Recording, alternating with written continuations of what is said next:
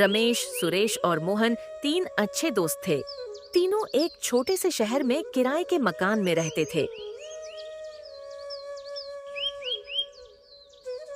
उनकी जिंदगी बहुत ही साधारण थी, बस दाल चावल खाकर किसी तरह गुजारा हो जाता था।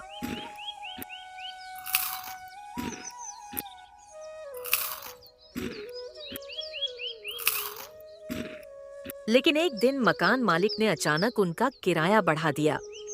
यार, मकान मालिक ने किराया बढ़ा दिया है, अब हम क्या करेंगे? हमारी तनख्वाह तो पहले ही बहुत कम है।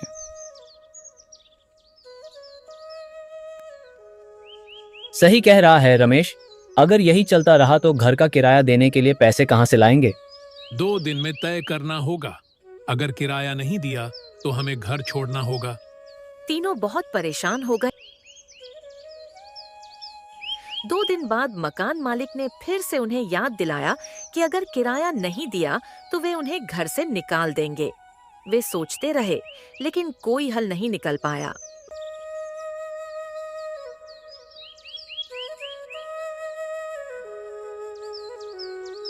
फिर एक दिन वे तीनों एक मटन की दुकान पर गए, जहां उन्होंने दुकान के मालिक से मदद मांगी। भैया, हम तीनों को एक छोटा सा कमरा चाहिए। किराया तो हम कम से कम देने की कोशिश करेंगे। अगर तुम लोग मेरे दुकान की सफाई कर सको तो मैं तुम्हें कम किराया पर मकान दूंगा। और हाँ, तुम लोग दिन में यहाँ काम भी करोगे। यह तो ठीक है, हमें काम मिल जाएगा और थोड़ा आराम भी मिलेगा। तीनों दोस्त सहमत हो गए और अगले दिन से मटन की दुकान में काम करने लगे। दुकान की सफाई करने के बाद वे अपना समय बीता लेते। धीरे धीरे वे काम में अच्छे हो गए और दुकान मालिक भी खुश था। वह उन्हें नियमित रूप से पैसे देता और किराया भी कम कर देता।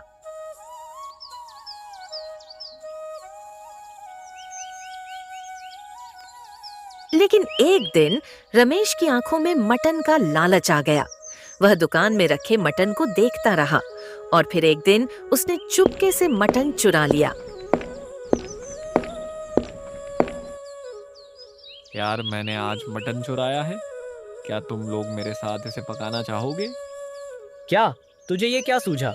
अगर पकड़ा गया तो क्या होगा? मुझे भी अच्छा नहीं लग रहा, लेकिन ठीक है।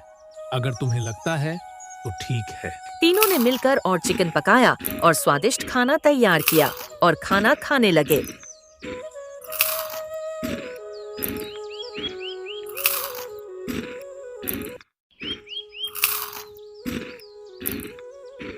वे तीनों हर रोज चिकन चुराकर खाने लगे।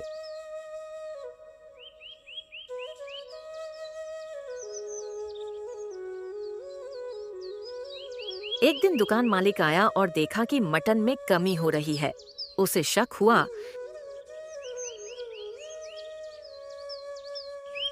अगले दिन उसने सब ध्यान से देखा और फिर उसे सच्चाई का पता चल गया। वह रमेश, सुरेश और मोहन को चोरी करते हुए पकड़ लिया।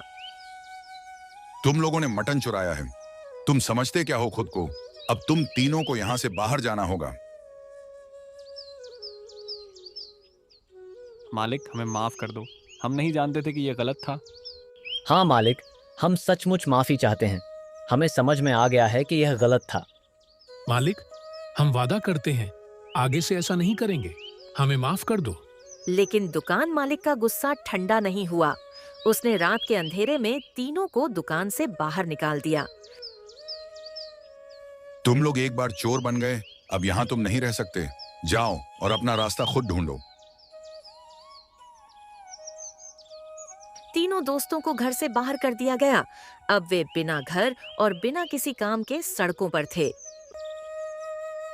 इस कहानी से हमें यह सीखने को मिलता है कि किसी भी हालत में चोरी या बेईमानी से काम नहीं चल सकता। मेहनत, ईमानदारी और संघर्ष ही सफलता की कुंजी है।